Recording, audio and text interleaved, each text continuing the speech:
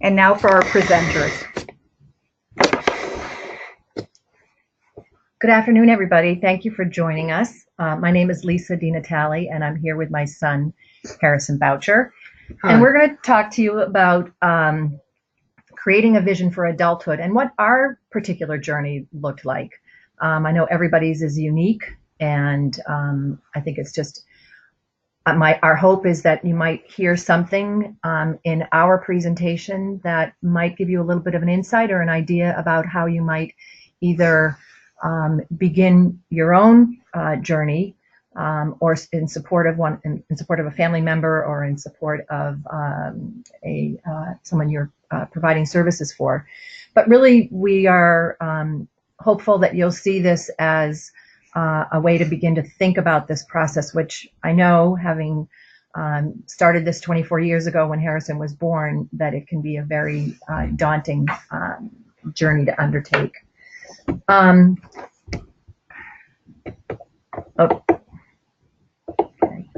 I'm a little technical. There we are. Okay. So this is Harrison and me. We're both gonna co-present today. So you'll be hearing from both of us. I think the first thing I just want to say is that for my husband and me, adulthood always equated to independence. And when we thought about that, we didn't really know what independence looked like or what that final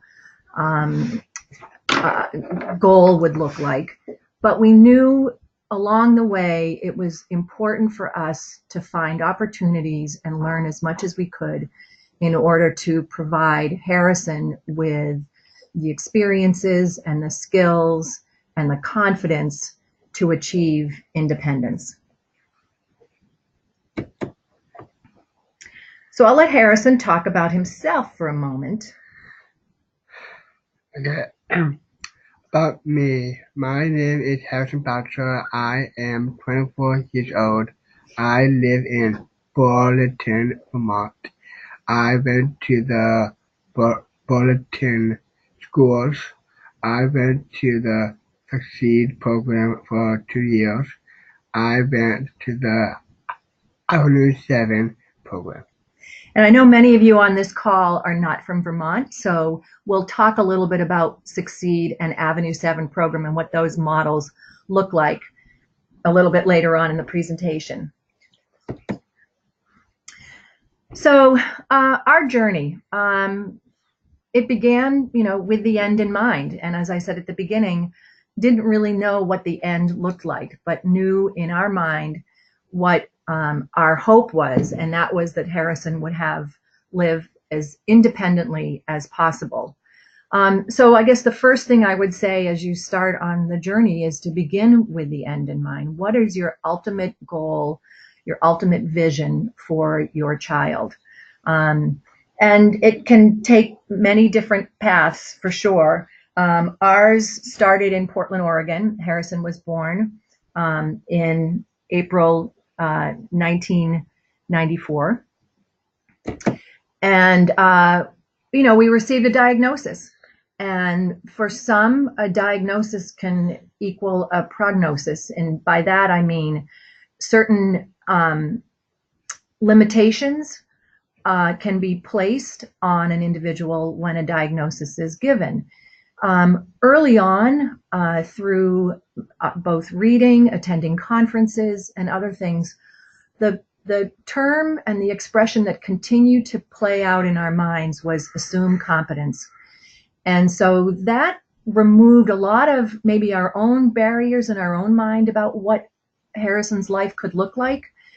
So we continue to think about that as we kind of, went through the early years with Harrison when we were living in Portland, Oregon.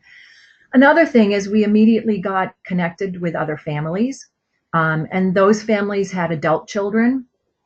And we heard all kinds of inspiring stories about what was possible and also the importance of setting high expectations. So again, it was beginning to form in our own minds that wow, maybe some of the things that we learned or read about when we received the diagnosis of Down syndrome were not so true. And maybe we needed to start thinking a little bit differently about the kind of life and the journey we wanted Harrison to take and us to take as a family.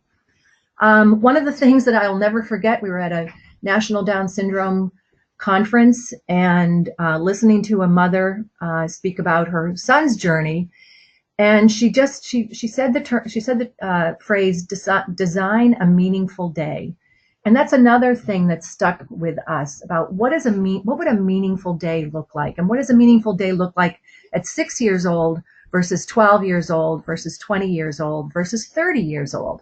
And so using that again as sort of a guideline about what was important and what did we want to see for Harrison.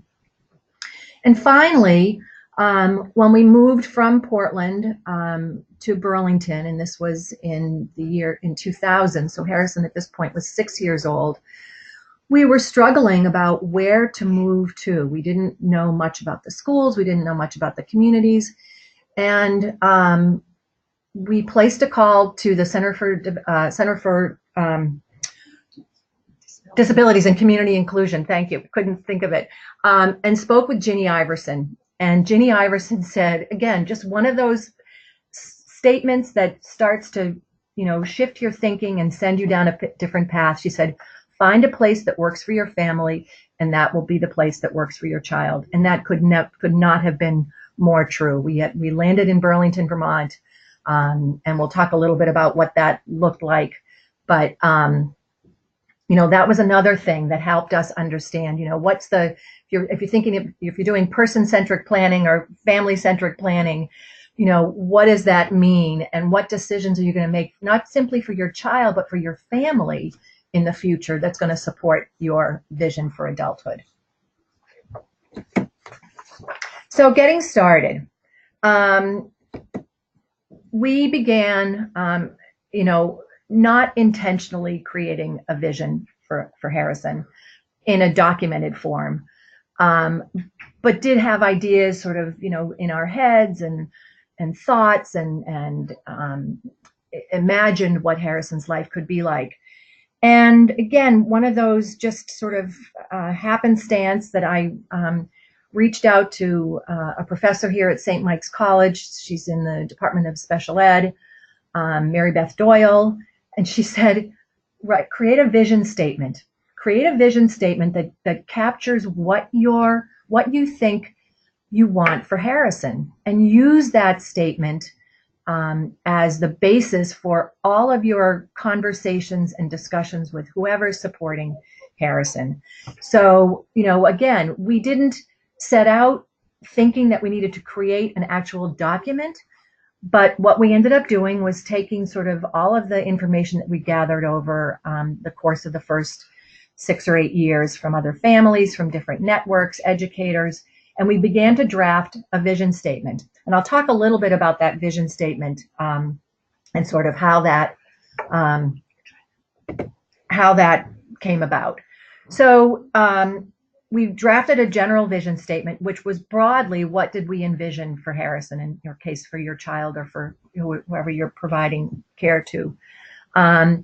Highlighting your child's strengths, likes, interests, dislikes, friends, things of that sort. We then put a couple of paragraphs in about education. What did we see the education model being for Harrison? How did that come to life in the classroom and outside of the classroom? Not simply that we wanted Harrison in general ed classes, but we wanted him involved in all of the typical activities in the school. Employment early on. What kinds of things interested Harrison? What kinds of places might be appropriate for him to work? We were lucky here in Burlington, when Harrison was in middle school, there were opportunities for him to work with support in our local co-op, at the Vermont, at UVM Farm Barn, things, again, that just got him the experiences, developing skills, moving him toward that ultimate vision of independence through all of these different resources. Various activities. What kinds of daily activities were important for Harrison, again, that sort of fit into our vision? And then how does the vision promote friendships in the community? And not simply friendships for today, but friendships for the future. And I think that's where that has, when we gave that a lot of thought, that has become invaluable in Harrison being able to maintain a lot of friendships through his school years and now into the community. Just a couple of excerpts from our vision statement. I'm not going to go through the whole thing, but you can see here, this was written when Harrison was in 8th grade. We wanted Harrison to live as independently as possible and to experience life as fully as others, with the highs and the lows, because we learn as much from the lows as we learn from the highs. We wanted him to have a life of rich experiences, with friends, with peers, family, and not only to be a part of a community, but know what his role in the community meant. What kinds of things could he be doing to contribute to his community? And we really worked hard to have him have as many similar experiences as peers as possible. So once you've drafted a vision statement, share your vision with others so others share your vision. And by that, I mean so that others support your vision and support your priorities, and use it every step of the way. Anyone who supports your child, if you've got a new team, new teachers, new neighbors, new employer, we always sat down. We didn't necessarily go through the entire thing, but we would, highlight certain things that were relevant, and we would provide the entire document to that particular individual, so that they understood what we were, when we asked questions or when we wanted to pursue a particular opportunity, why that was important and how that aligned with what our ultimate vision for Harrison was. And of course, then link your IEP goals to your vision. Start early. One of the things that I remember, again, when Harrison was probably 6 months old and listening to a family member talk about their adult child with Down syndrome, and saying the most important thing for them was for their child to learn how to ride a bike, because a bike meant independence. And that we built that into Harrison's IEP goal when he was in middle school, was learning how to ride a bike. It was one of his phys ed PE goals that was very specific, and he did learn how to ride a bike. Although it's a little hard in Burlington because it's kind of hilly, but the opportunity for him to ride a bike on his own or with friends or with family is there. And then, of course, use the vision and your explicit priorities, particularly in a transition plan, so that as you begin your transition plan, in our case, when Harrison was in 9th grade, we were starting to build in goals, again, that were completely aligned with what our vision for Harrison was. Another thing is to just be creative and resourceful. I think we found with our team, in most cases, coming to them with an idea about how we could model something with supports or without supports, and to try to come up with a solution with the team was a really effective way to go about, again, sort of reinforcing how important our vision was for Harrison and the need for our team to be as supportive as they could be. And then finally, amend your vision. Your child's interests change. Their strengths and skills start to emerge that you might not have identified early on. You can elaborate on particular experiences and successes that you've seen in an employment opportunity or in school. There are all kinds of ways to continue to just enhance and amend your vision so that it continues to align as your child develops, and as you see certain needs or certain skills emerge. And it's also just a great way to continue to restate your intentions, and perhaps restate them with even more emphasis in particular areas.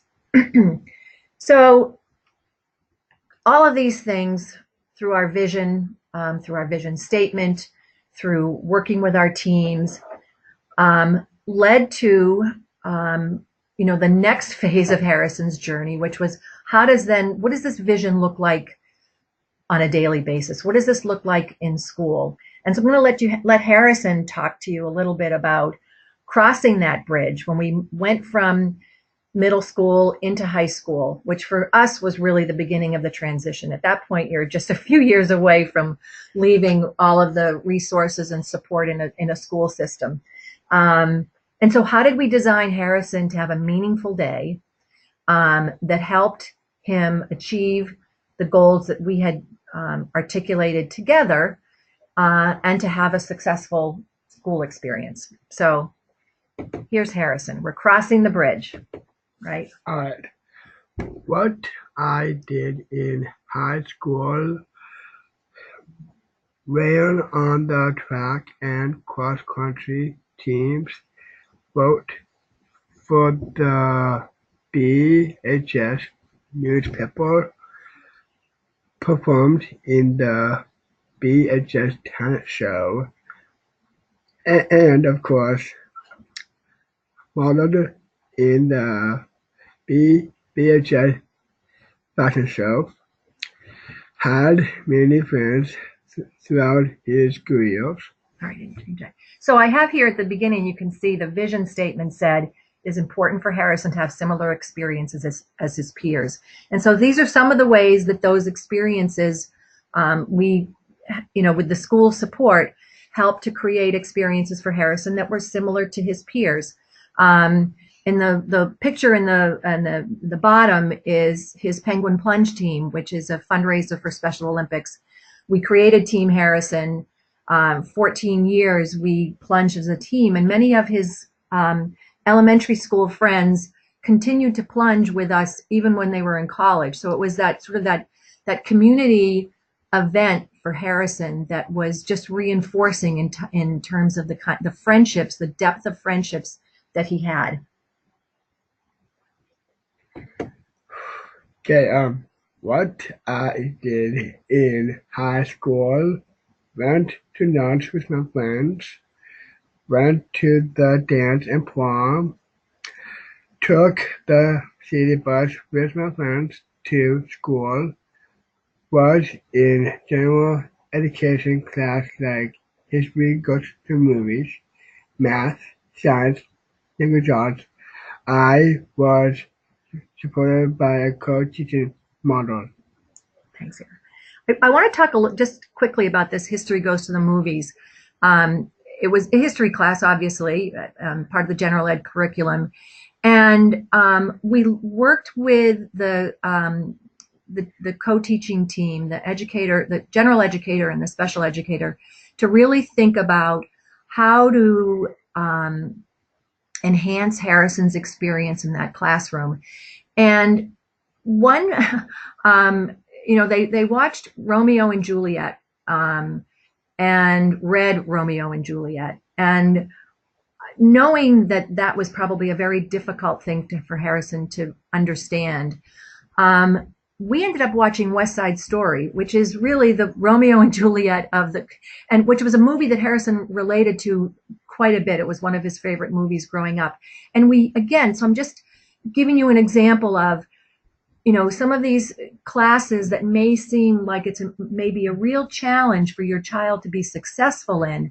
There are so many creative ways to think about how to bring that content in the classroom and make it relevant to your child. And that was just one of the successes that we point to in terms of having Harrison really, really understand and participate fully in that class. Okay, Bulletin High School class of 2012, I graduated with my class and ring the bell. Yes. And this is me right here. I'm just ringing the bell. And it's pretty fun. And over here, right on the top picture, is me with my friend Ron Hayes, and get this, me, Ron Hayes, and for my friend Sage. So it was all tight because we are in the same homeroom together. That's why. And then below on the picture is me with my friend Ho, and I'm here me are best friends too. Thanks, Harry.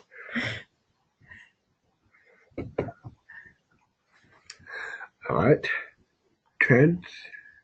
Transition from high school 2012 through 2013.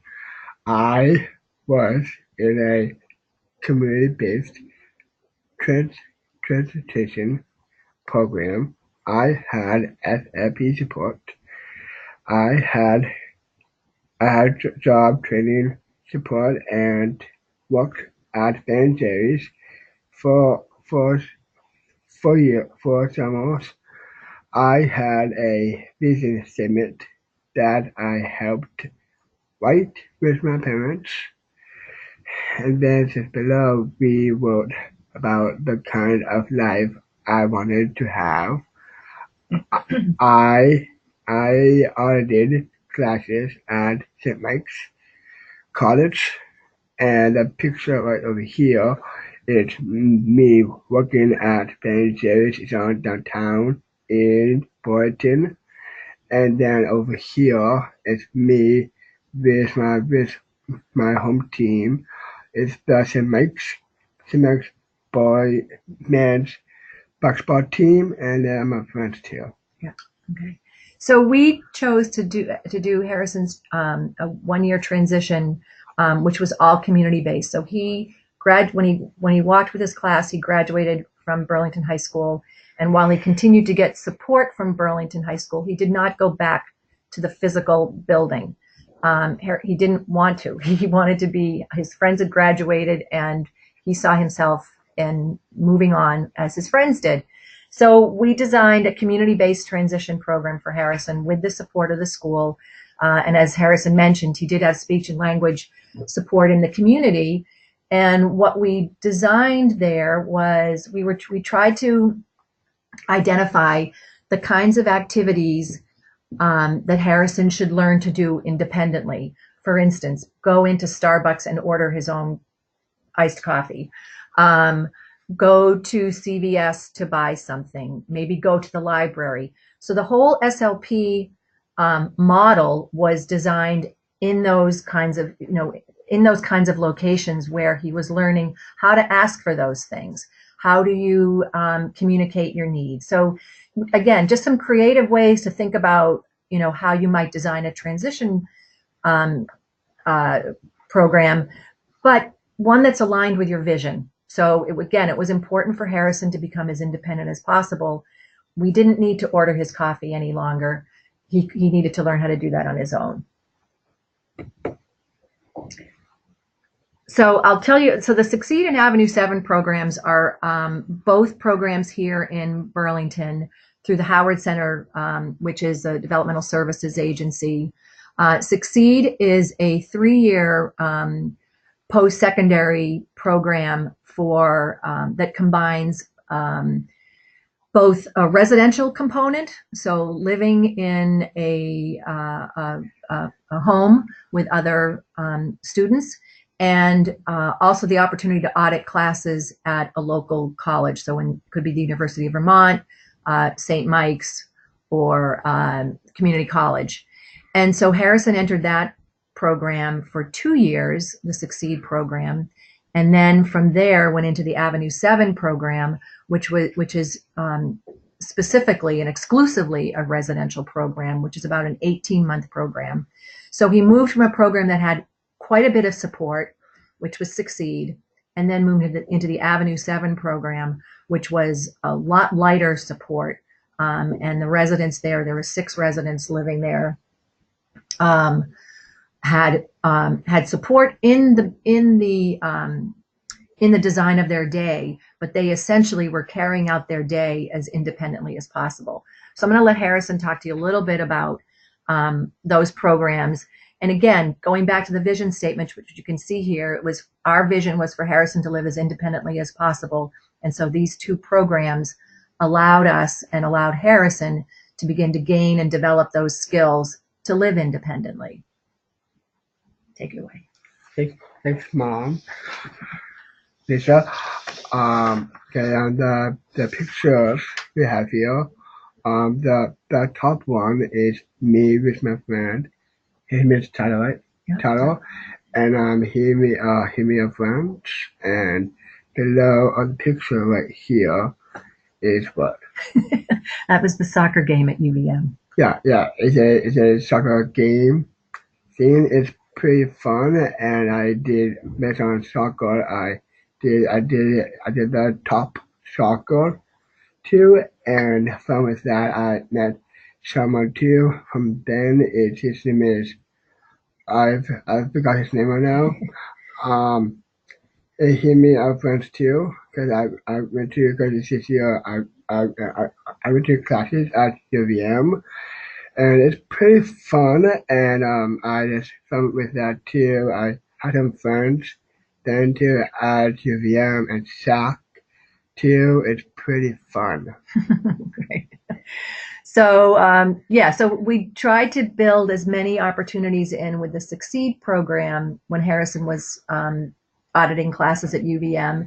He became a member of the Student Athlete Advisory Council, attended their meetings, attended their events, and again, just became a richer experience for him. And he felt and was a real part of the UVM community and wasn't just going on campus to take a class and going back to the Succeed House. So those were just other things that we continued to look at and really understand for ourselves what could we pull out of these opportunities that allowed us and allowed Harrison to get closer to achieving the vision that we had for him, which was to live as independently as possible. Okay. So again, we said that we wanted Harrison to work in a stimulating social environment where he is viewed as a valued part of the team. And so this is what that kind of how it manifested itself in some of the employment opportunities that Harrison has had and continues to have. Oh, sorry. You want to read that? Yeah. You sure you may. Yeah. Okay. The meaningful implement. Mm-hmm. Part of the team held to the same expectations as other staff, visible in the community. Right. So I'm sorry. Yeah. Yes, you may. Okay, the picture right here is me. It's the same picture from in the previous picture of me at Ben Jerry's. Yep. So Ben & Jerry's Scoop Shop in Burlington here is in a very visible pedestrian retail restaurant outdoor mall. And in the summertime, as you can imagine, it's one of the busiest places on Church Street. And so having Harrison there, visible, working with his peers, connecting with friends as they came through the Scoop Shop, those all were really important, not for us, but for Harrison, because he was, social connections are very, very important to Harrison. So we continued to explore what kinds of jobs would provide him with that social outlet and that social connection, which takes us to one of his current jobs. Yeah, well, yes, you may. Thank you. Yeah, my job at the YMCA members service staff slash business office to from Ben. I welcome and check members into the YMCA. I gave tours to new members. I answer questions for hotels and stock snacks and drinks. I help out with different projects. Right. So, here's a picture of me at my job at the YMCA, and I am still there. You're still there. You've been there 4 years. I actually no. Actually, my mom said she said 4 years. Actually, it's not 4 years. It's 5 years. It's 5 years. Okay. Thank you for correcting me. Again, the YMCA, a community where everybody from the mayor to school kids to former, UVM students, classmates of Harrison come through that door every day, and Harrison connects with all of these people. And it, again, is part of a meaningful day for him. He looks forward to it. He's a contributor. People see him as a contributor. And it has become one of the best employment opportunities I think Harrison has had. So more recently, Harrison got a job, and I'll let you tell about that. Okay, here goes. My job at Zero Gravity Craft Brewery, work in the brewery on a team, clean and lubricate stack cans on the filter machine, fold boxes with the crew. That's right. Monitor fuel machine, and this picture right here is from yesterday because yeah, that's me right there with my bills. So Zero Gravity is both a brewery and a where people come to enjoy a beer. And so this was a place. Now Harrison's 24 years old, and he was really interested in doing something that his peers would be doing. This was one of the opportunities that presented itself, primarily because Zero Gravity has been incredibly supportive, but it's also a very popular place. So when Harrison says he works for Zero Gravity, it immediately instigates questions and conversation, which engages Harrison in a way that reminds people that he's 24 years old. And it's important for Harrison to be seen as a 24-year-old adult. Correct? That is correct. Okay. Okay, you want to talk about your future jobs? Yeah, here goes nothing. Alright. Future jobs / careers. I want to be famous model / actor too, because I am in the movie now. That's why. And the movie is called Homecoming. That movie is coming out in the movie theaters. Tears out for that too. And on the two pictures right here is me.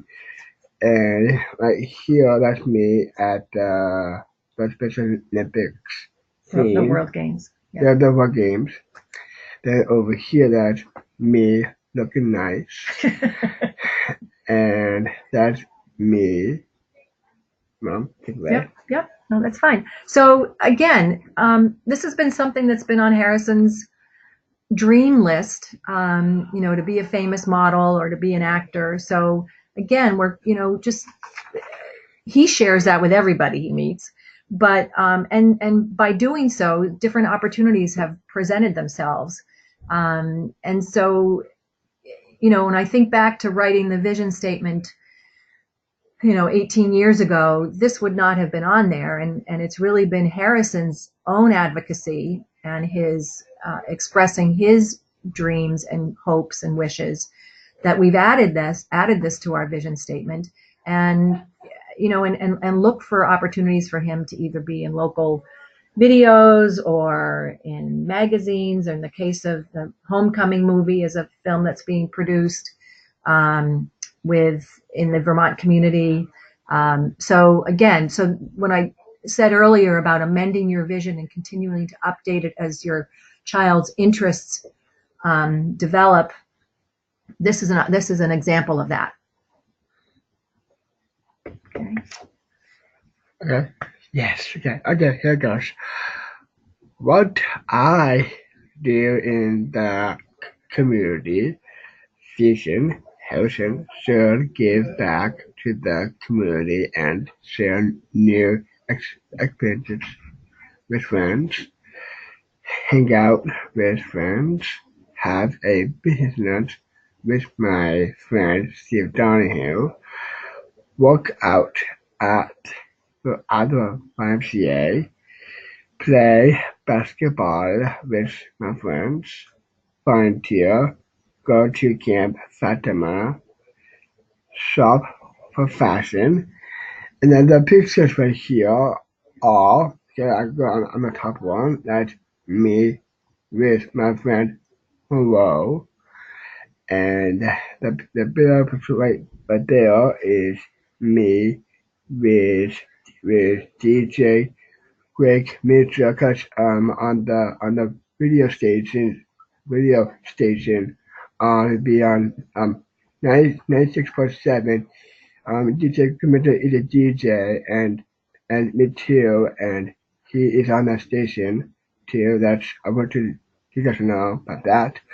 Right over here, that's me with a really nice coat on, and over here it's me with me, my friend Megan from Camp Fatima, and over here that's me with Brynn, that is my ex-girlfriend, and yeah, move to away. Okay. All right.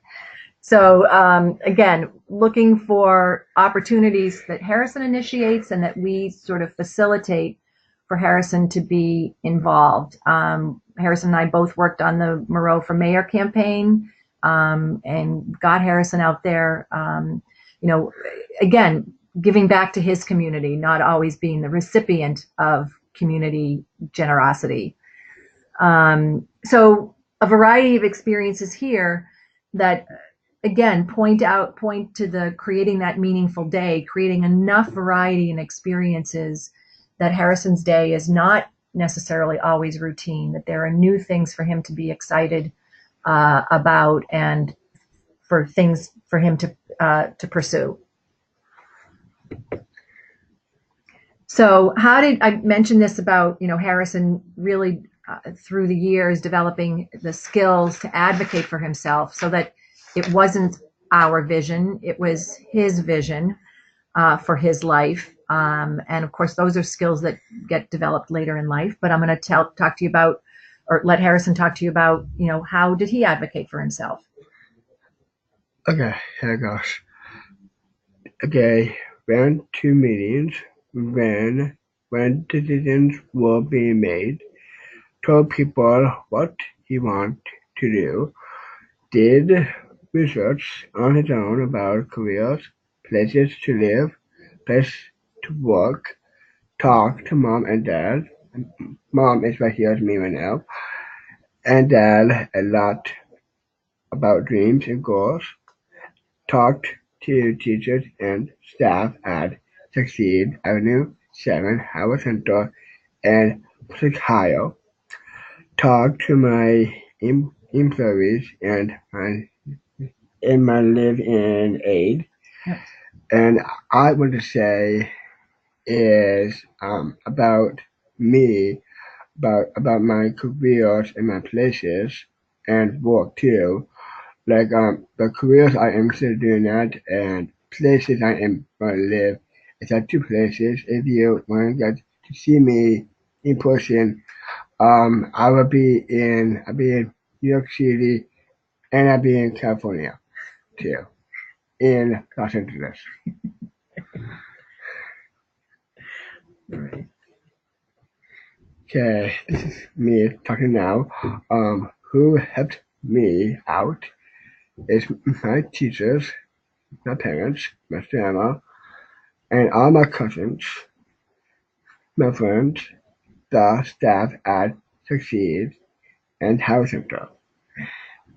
And I would say is the top right over there is me and my family, and right over here that's me with my friends twin brothers Corey Barkham and Justin Barkham, and that's our friend right there in the middle. And that right here, that's me with my friend Sam. And right down over here is me, Emma, and Dad and Mom. Okay, thank you. Okay, so in the little description of this presentation, we talked about the bridge, crossing that bridge, and so we've crossed the bridge, and a lot of that required my husband and me to let go, to have confidence in Harrison, to have confidence in the support that exists for him in the community. And we're very fortunate here in Burlington. It is a small community. From my standpoint, because I don't know anything different. I have found the resources and the programming to be much more than I would have expected, thinking back 24 years ago. So Harrison, when we think about the vision and Harrison living, reaching adulthood, being treated like an adult, he very much wanted to live like an adult. So 18 months ago, after he came out of the Avenue 7 program, Harrison moved into an apartment with a roommate who was also considered a live-in aide. And that live-in aide is there to support Harrison if needed. Primarily, we've outlined what we most wanted in the continuation of Harrison's independent living skills is to learn to feel more confident about cooking. Although I will say a lot of 24-year-olds are not really, their idea of cooking is throwing something in the microwave. So that's fine too. So Harrison has been working on cooking on his own. He commutes to work on foot most of the time, both to his job at Zero Gravity and to the YMCA. He shops. He has a debit card, and he cooks, as I said. And he, as you can see here, he schedules and keeps his own appointments, and he hangs out where other 20-somethings hang out. And I will say, I know maybe some people are maybe reluctant to have their child have a smartphone. I have to say a smartphone has been the most critical tool to help Harrison become independent. And it maintains his schedules, reminders. He has lists. He has all of his contacts. He has connections that probably would have disappeared if he had needed to rely on writing a letter to somebody or making a phone call. He, texts with his friends on Facebook. All of those things, it's become a real invaluable tool for Harrison to have to continue to support his independence. And, I never imagined 24 years ago that something like this would be available to him and that he would be as adept as he is on it, to be able to use it as a way to ensure that he continued to live confidently and successfully in an independent living model. So when you think about getting started on the journey or on the vision, I would just say, just ask yourself a couple of simple questions. Knowing what you know today, what do you envision? What does that look like? It doesn't have to be in specific terms. It can be in just general terms, but begin to ask yourself those questions.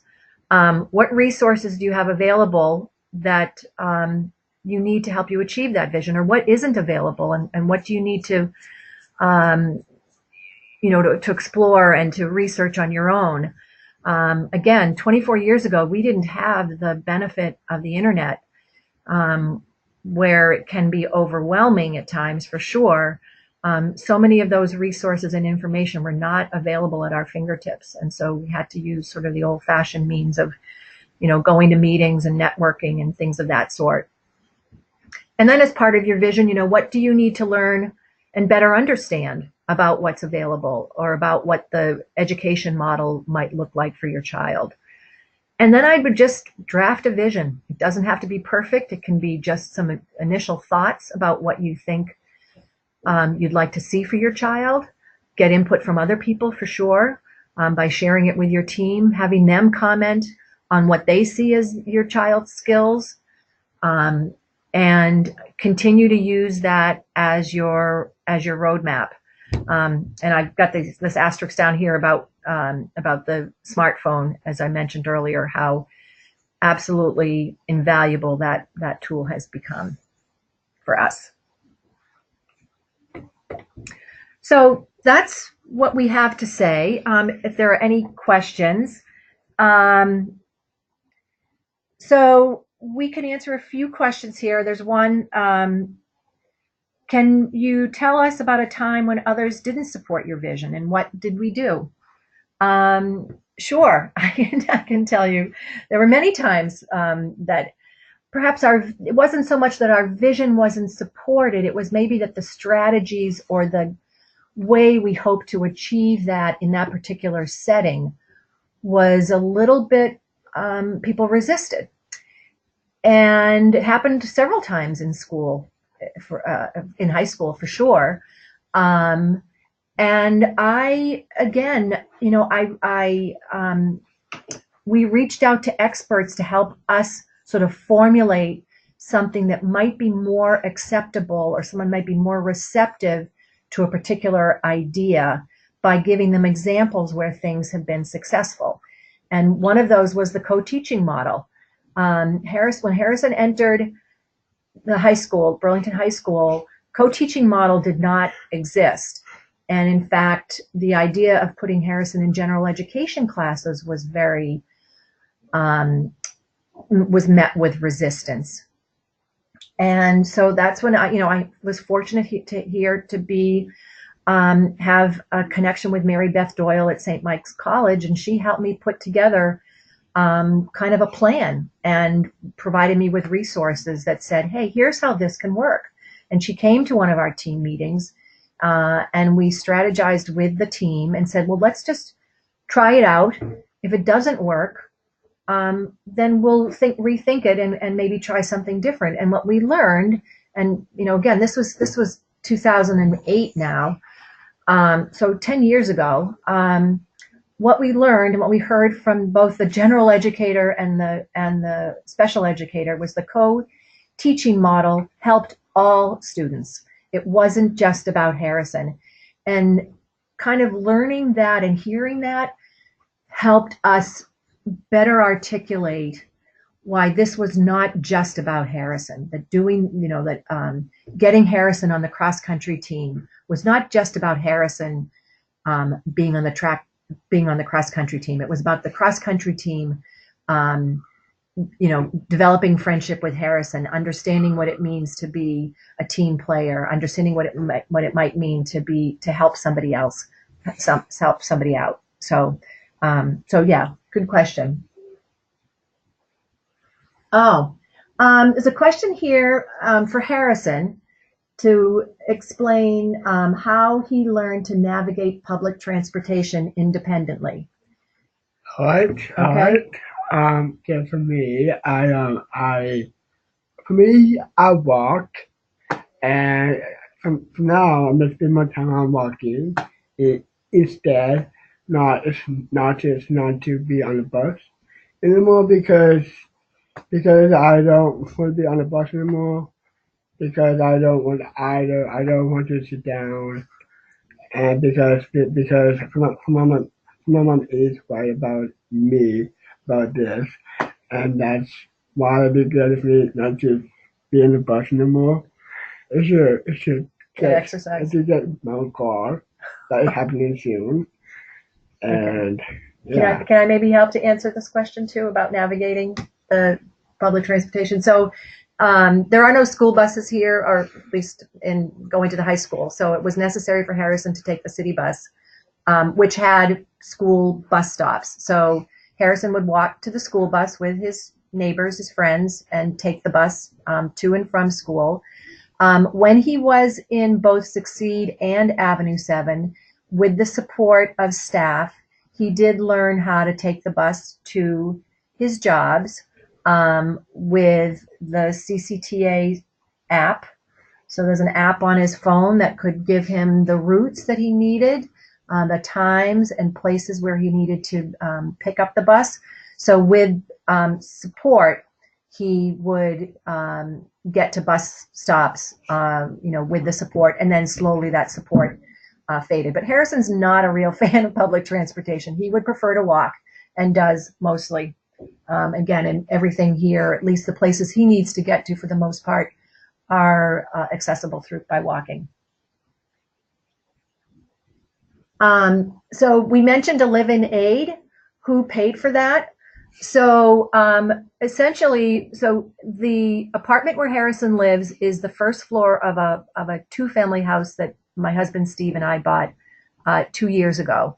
We looked around for a suitable housing for him using a Section 8 voucher, because actually the Avenue 7 is Section 8, so you graduate from the Avenue 7 program with a voucher, which was incredibly valuable.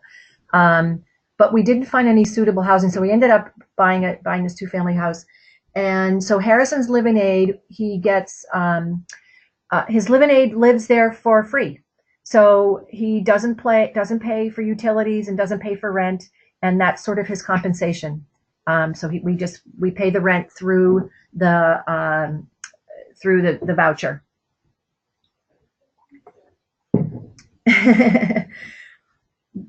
Here's a good question for Harrison. Right. Do you get free ice cream and beer working at Ben & Jerry's and Zero Gravity?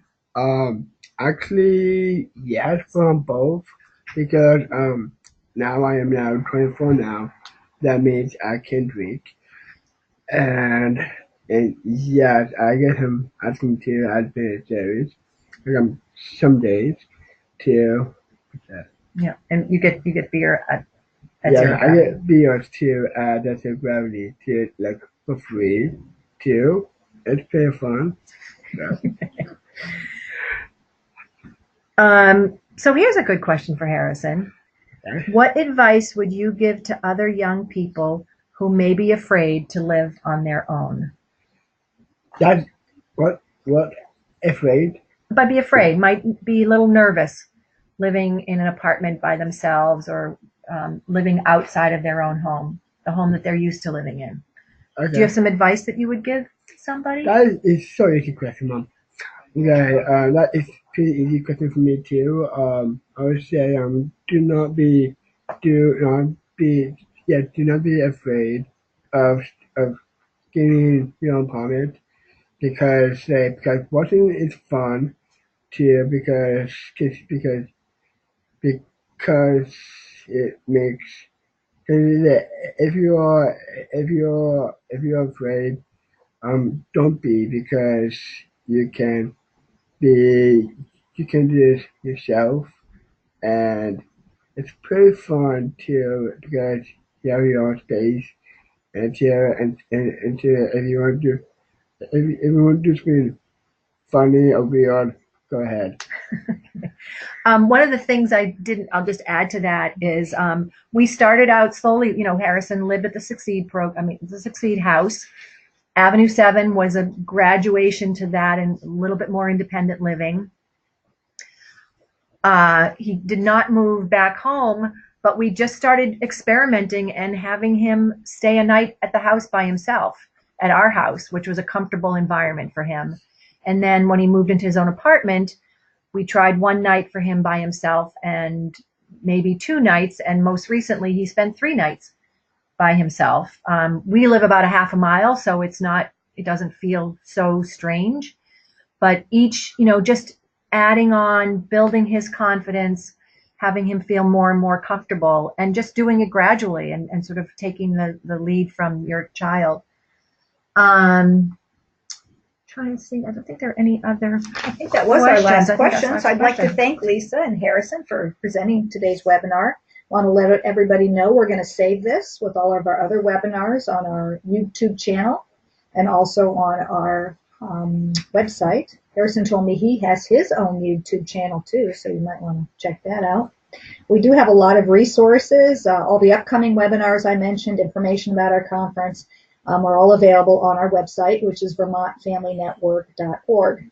Of course, if you'd like to talk with someone here at BFN, we'd love you to give us a call. Our number is 1-800-800-4005. Have a great day.